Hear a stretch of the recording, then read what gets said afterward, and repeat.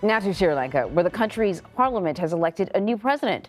Mass protests over the past few weeks forced the former leader to flee the country amid the worst economic crisis in decades. Sri Lankan lawmakers chose six-time Prime Minister Ranil Wickremesinghe for the spot. Now, he was sworn in as acting president last week and faces off against two opponents before getting voted in today. He's a controversial pick, as protesters have also raised concerns about his leadership.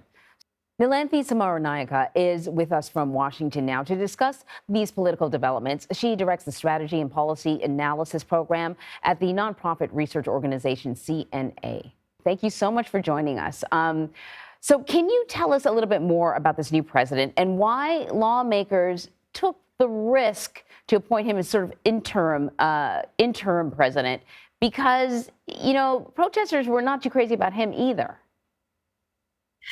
That is true. He is not popular with the public. Ranil Wickremesinghe, he is still, though, a veteran Sri Lankan politician and a previous prime minister on multiple occasions. And today he received the most votes in parliament. And he's set to serve out the next 2 years of the former president's term.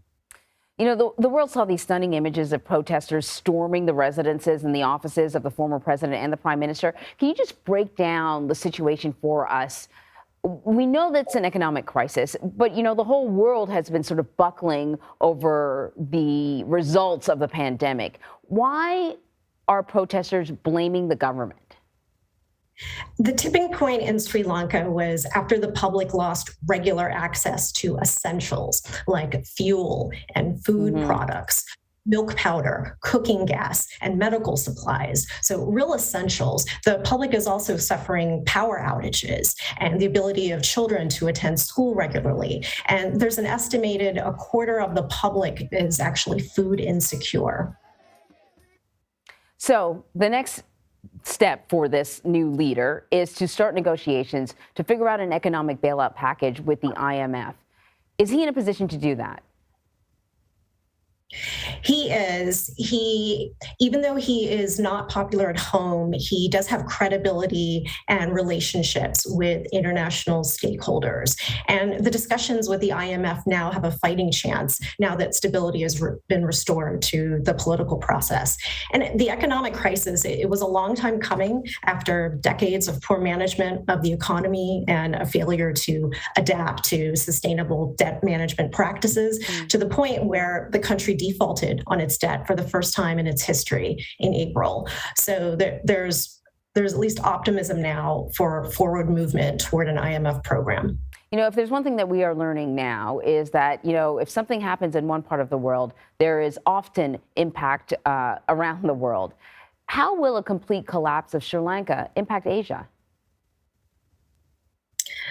Well, there is hope now with today's vote, and now that Ranil Wickremesinghe has been elected president. In terms of impacts, India has really had an opportunity to demonstrate its regional leadership over the past several months. And this is very important to India because it's feeling pressure from China's rise in Asia and globally. So India has provided aid of up to $4 billion to Sri Lanka in the form of a currency swap, deferral of debt repayment, and lines of credit for vital essentials like food and fuel.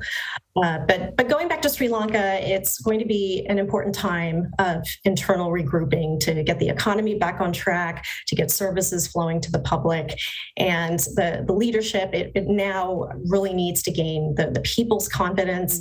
And it's going to be a difficult road ahead for the public to be able to navigate what comes. Indeed. Nilanthi, thank you so much. Sure.